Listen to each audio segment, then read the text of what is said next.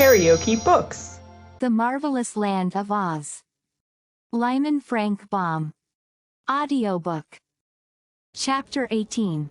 In the Jackdaw's Nest. This, said the Gump, in a squeaky voice not at all proportioned to the size of its great body, is the most novel experience I ever heard of. The last thing I remember distinctly is walking through the forest and hearing a loud noise. Something probably killed me then, and it certainly ought to have been the end of me. Yet here I am, alive again, with 4 monstrous wings and a body which I venture to say would make any respectable animal or fowl weep with shame to own. What does it all mean? Am I a Gump, or am I a Juggernaut? The creature, as it spoke, wiggled its chin whiskers in a very comical manner. "You're just a thing," answered Tip, with a Gump's head on it. "And we have made you and brought you to life so that you may carry us through the air wherever we wish to go." "Very good," said the thing. "As I am not a Gump, I cannot have a Gump's pride or independent spirit. So I may as well become your servant as anything else. My only satisfaction is that I do not seem to have a very strong constitution, and am not likely to live long in a state of slavery." "Don't say that, I beg of you," cried the Tin Woodman, whose excellent heart was strongly affected by this sad speech. "Are you not feeling well today?" "Oh, as for that," returned the Gump, "it is my first day of existence, so I cannot judge whether I am feeling well or ill." And it waved its broomtail to and fro in a pensive manner. "Come, come," said the Scarecrow, kindly. "Do try to be more cheerful and take life as you find it. We shall be kind masters, and will strive to render your existence as pleasant as possible. Are you willing to carry us through the air wherever we wish to go?" "Certainly," answered the Gump. "I greatly prefer to navigate the air.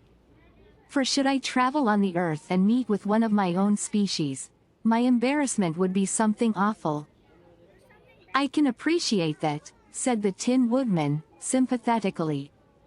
"And yet," continued the thing, "when I carefully look you over, my masters, none of you seems to be constructed much more artistically than I am."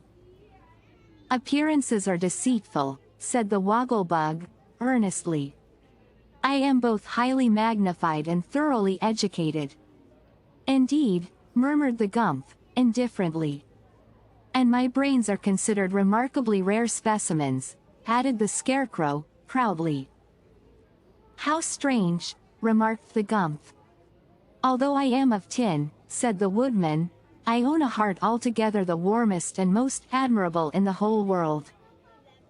"I'm delighted to hear it," replied the Gump, with a slight cough. "My smile," said Jack Pumpkinhead, "is worthy your best attention." "It is always the same." "Semper idem," explained the Wogglebug, pompously, and the Gump turned to stare at him.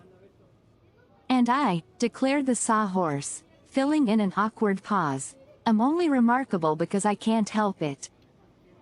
I am proud, indeed, to meet with such exceptional masters," said the Gump, in a careless tone.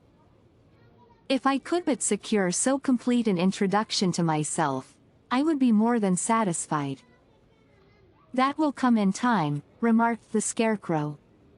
"To know thyself is considered quite an accomplishment, which it has taken us, who are your elders, months to perfect. But now," he added, turning to the others, "let us get aboard and start upon our journey." "Where shall we go?" asked Tip, as he clambered to a seat on the sofas and assisted the Pumpkinhead to follow him. "In the South Country rules a very delightful queen called Glinda the Good, who I am sure will gladly receive us," said the Scarecrow, getting into the thing clumsily. "Let us go to her and ask her advice." "That is cleverly thought of," declared Nick Chopper, giving the Wogglebug a boost and then toppling the Sawhorse into the rear end of the cushioned seats. "I know Glinda the Good, and believe she will prove a friend indeed." Are we all ready? Asked the boy. Yes, announced the Tin Woodman, seating himself beside the Scarecrow. Then, said Tip, addressing the Gump, be kind enough to fly with us to the southward, and do not go higher than to escape the houses and trees, for it makes me dizzy to be up so far. All right, answered the Gump, briefly. It flopped its 4 huge wings and rose slowly into the air, and then, while our little band of adventurers clung to the backs and sides of the sofas for support, the Gump turned toward the south and soared swiftly and majestically away. The scenic effect, from this altitude, is marvelous, commented the educated Wogglebug, as they rode along. Never mind the scenery, said the Scarecrow. Hold on tight, or you may get a tumble. The thing seems to rock badly.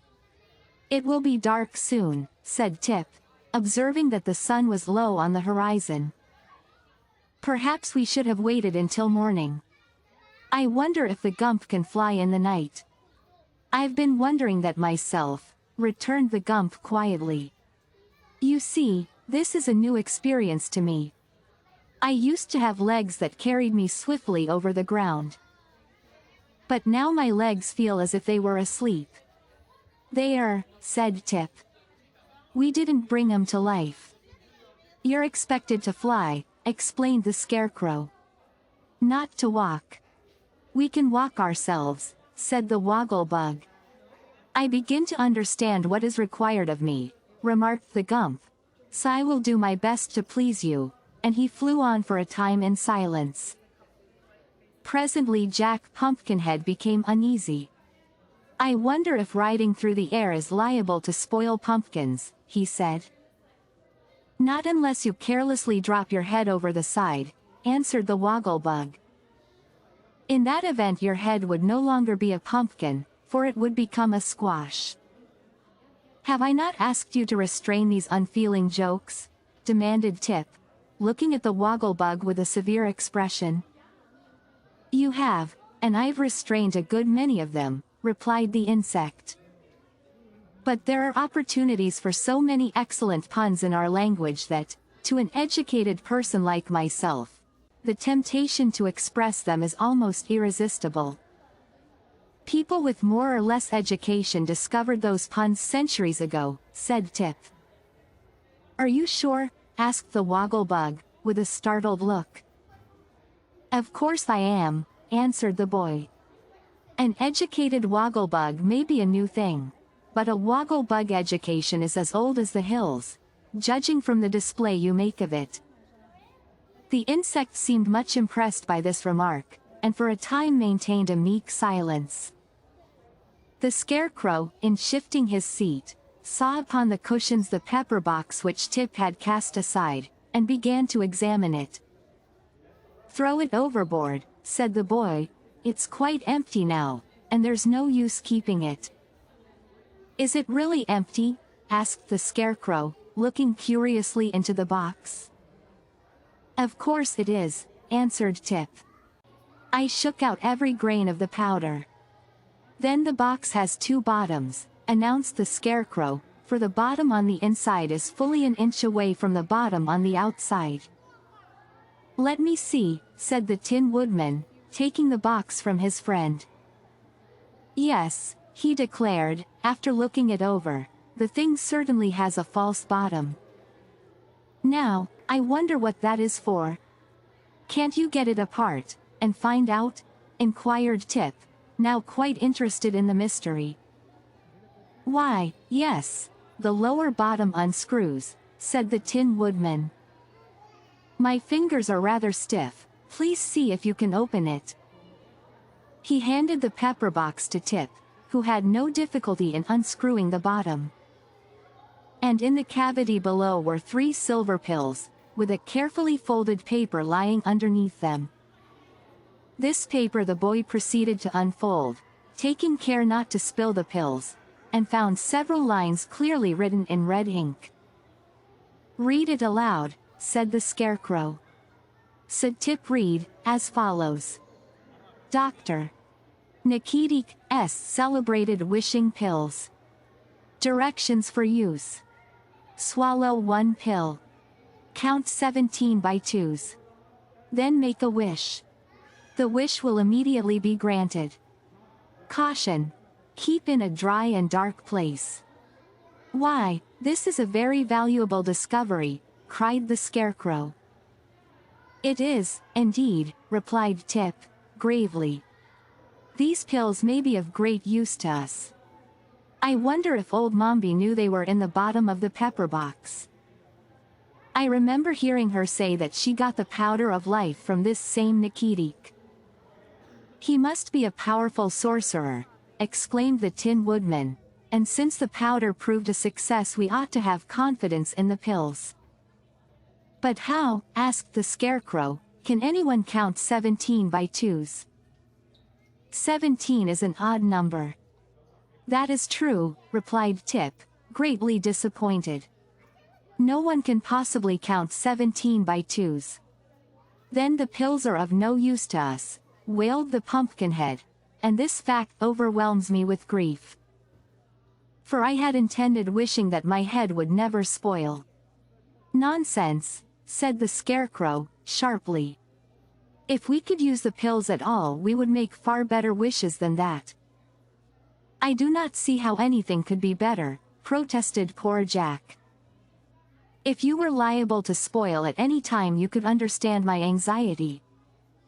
For my part, said the Tin Woodman, I sympathize with you in every respect. But since we cannot count 17 by twos, sympathy is all you are liable to get. By this time it had become quite dark, and the voyagers found above them a cloudy sky, through which the rays of the moon could not penetrate. The Gump flew steadily on, and for some reason the huge sofa body rocked more and more dizzily every hour. The Woggle-Bug declared he was seasick, and Tip was also pale and somewhat distressed. But the others clung to the backs of the sofas and did not seem to mind the motion as long as they were not tipped out. Darker and darker grew the night, and on sped the Gump through the black heavens. The travelers could not even see one another, and an oppressive silence settled down upon them. After a long time Tip, who had been thinking deeply, spoke.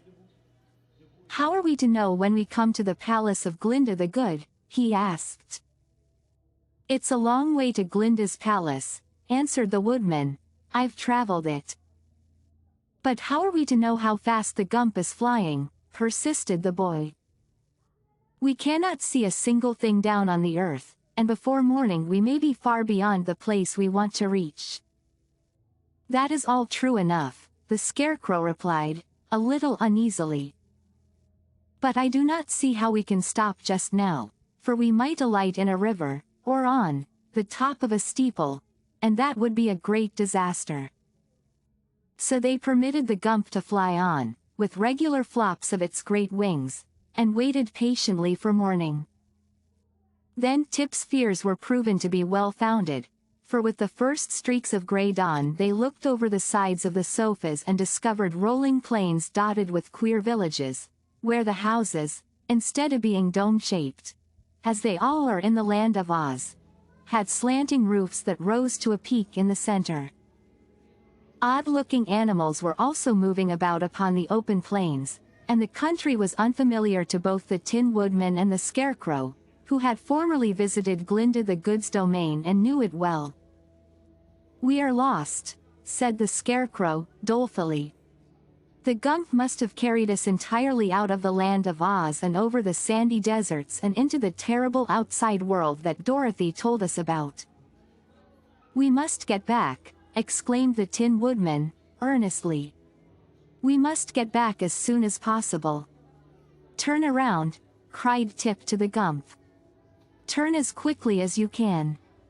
If I do I shall upset, answered the Gump.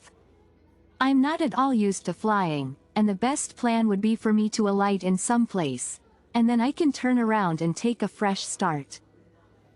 Just then, however, there seemed to be no stopping place that would answer their purpose.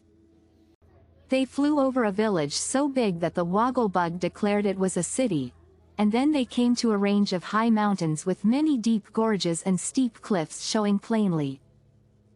"Now is our chance to stop," said the boy, finding they were very close to the mountain tops. Then he turned to the Gump and commanded, "Stop at the first level place you see." "Very well," answered the Gump, and settled down upon a table of rock that stood between two cliffs. But not being experienced in such matters, the Gump did not judge his speed correctly, and instead of coming to a stop upon the flat rock he missed it by half the width of his body, breaking off both his right wings against the sharp edge of the rock and then tumbling over and over down the cliff. Our friends held onto the sofas as long as they could, but when the Gump caught on a projecting rock the thing stopped suddenly, bottom side up, and all were immediately dumped out. By good fortune they fell only a few feet, for underneath them was a monster nest, built by a colony of jackdaws in a hollow ledge of rock, so none of them, not even the Pumpkinhead, was injured by the fall. For Jack found his precious head resting on the soft breast of the Scarecrow, which made an excellent cushion, and Tip fell on a mass of leaves and papers, which saved him from injury. The Wogglebug had bumped his round head against the Sawhorse, but without causing him more than a moment's inconvenience. The Tin Woodman was at first much alarmed, but finding he had escaped without even a scratch upon his beautiful nickel plate he at once regained his accustomed cheerfulness and turned to address his comrades. "Our journey had ended rather suddenly," said he, "and we cannot justly blame our friend the Gump for our accident, because he did the best he could under the circumstances. But how we are ever to escape from this nest I must leave to someone with better brains than I possess." Here he gazed at the Scarecrow, who crawled to the edge of the nest and looked over. Below them was a sheer precipice several hundred feet in depth. Above them was a smooth cliff unbroken save by the point of rock where the wrecked body of the Gump still hung suspended from the end of one of the sofas. There really seemed to be no means of escape, and as they realized their helpless plight the little band of adventurers gave way to their bewilderment. "This is a worse prison than the palace," sadly remarked the Wogglebug. "I wish we had stayed there," moaned Jack. "I'm afraid the mountain air isn't good for pumpkins." "It won't be when the jackdaws come back," growled the Sawhorse, which lay waving its legs in a vain endeavor to get upon its feet again. "Jackdaws are especially fond of pumpkins." "Do you think the birds will come here?" asked Jack, much distressed. "Of course they will," said Tip, "for this is their nest. And there must be hundreds of them," he continued, "for see what a lot of things they have brought here." Indeed, the nest was half filled with a most curious collection of small articles for which the birds could have no use, but which the thieving jackdaws had stolen during many years from the homes of men. And as the nest was safely hidden where no human being could reach it, this lost property would never be recovered. The Wogglebug, searching among the rubbish, for the jackdaws stole useless things as well as valuable ones, turned up with his foot a beautiful diamond necklace. This was so greatly admired by the Tin Woodman that the Wogglebug presented it to him with a graceful speech, after which the Woodman hung it around his neck with much pride, rejoicing exceedingly when the big diamonds glittered in the sun's rays. But now they heard a great jabbering and flopping of wings, and as the sound grew nearer to them Tip exclaimed, "The jackdaws are coming. And if they find us here they will surely kill us in their anger." "I was afraid of this," moaned the Pumpkinhead. "My time has come." "And mine, also," said the Wogglebug, "for jackdaws are the greatest enemies of my race." The others were not at all afraid, but the Scarecrow at once decided to save those of the party who were liable to be injured by the angry birds. So he commanded Tip to take off Jack's head and lie down with it in the bottom of the nest, and when this was done he ordered the Wogglebug to lie beside Tip. "Nick Chopper," who knew from past experience just what to do, then took the scarecrow to pieces, all except his head, and scattered the straw over Tip and the wogglebug, completely covering their bodies. Hardly had this been accomplished when the flock of jackdaws reached them. Perceiving the intruders in their nest, the birds flew down upon them with screams of rage. If you liked what you heard, please subscribe to the channel.